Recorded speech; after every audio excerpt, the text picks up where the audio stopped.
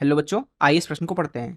Radioactive नाभिक से beta कण अर्थात इलेक्ट्रॉन के उत्सर्जन के साथ साथ ऊर्जा तथा संवेग संरक्षण के लिए एक अन्य कण का भी उत्सर्जन होता है, जिसका विराम द्रव्यमान तथा आवेश दोनों ही शून्य होते हैं।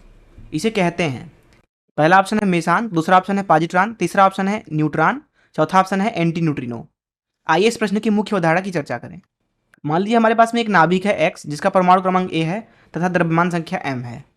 ऐसी स्थिति में अगर यह नाभिक इलेक्ट्रॉन का उत्सर्जन करे अर्थात बीटा कण का उत्सर्जन करे, बीटा कण जब भी बोला जाता है तो हम समझते हैं कि वो बीटा माइनस कण है अर्थात इलेक्ट्रॉन है। तो होगा ये कि नाभिक के अंदर एक न्यूट्रॉन एक प्रोटॉन में बदल जाता है, बदले में हमें मिलता है एक इलेक्ट्रॉन, जिसको हम -1 E0 से दर्शाते हैं। अब जो ये इलेक्ट्रॉन है यही दरअसल बीटा माइनस कण अथवा बीटा कण है। तो यहाँ पे जैसा कि आप देख सकते हैं कि जो परमाणु क्रमांक है वो 1 से बढ़ जाएगा, क्योंकि नाभिक के अंदर एक प्रोटॉन बढ़ गया है। परमाणु क्रमांक नाभिक के अंदर प्रोटॉनों की संख्या ही तो दर्शाती है, इसलिए यहाँ पे हमें एक नया नाभिक मिलेगा जिसे वाई नाम दे देते हैं, जिसका परमाणु क्रमांक 1 से बढ़ जाएगा।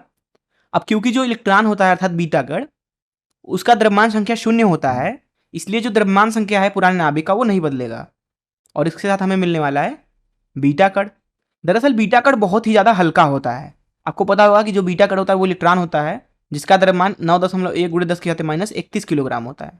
अर्थात जो बीटा कण होता है दरअसल इस वाई के सापेक्ष बहुत ही तेजी से निकलता है नाभिक से, जिसकी वजह से यहाँ पे संवेग संरक्षण के लिए एक नया कण भी उत्सर्जित हो जाता है, जो कि इस बीटा कण की विपरीत दिशा में गति करता है। दरअसल वो कण होता है एंटी न्यूट्रिनो।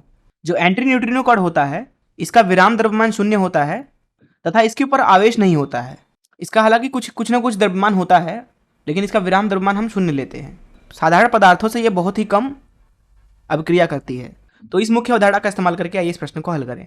तो यहाँ पे कहा जा रहा है कि रेडियोएक्टिव नाभिक से बीटा कण के उत्सर्जन के साथ साथ ऊर्जा तथा संवेग संरक्षण के लिए एक अन्य कण भी उत्सर्जित होता है। जैसा कि हमने देखा कि बीटा कण के उत्सर्जन के साथ हमें एक और नया कण मिला है एंटी न्यूट्रिनो, जिसका जो विराम द्रव्यमान है वो 0 होता है और आवेश रहित होता है। यहाँ पे कहा जा रहा है कि जिसका विराम द्रव्यमान तथा आवेश दोनों ही 0 होते हैं। सही बात है, ये होता है एंटी न्यूट्रिनो। तो यहाँ पे देखें अगर हम, तो पहला ऑप्शन जो मेसान है गलत है, दूसरा ऑप्शन पॉजिट्रॉन, तीसरा ऑप्शन न्यूट्रॉन, चौथा ऑप्शन हमारा एंटी न्यूट्रिनो। इसलिए जो यहाँ पे चौथा ऑप्शन है वो हमारा सही हो जाएगा।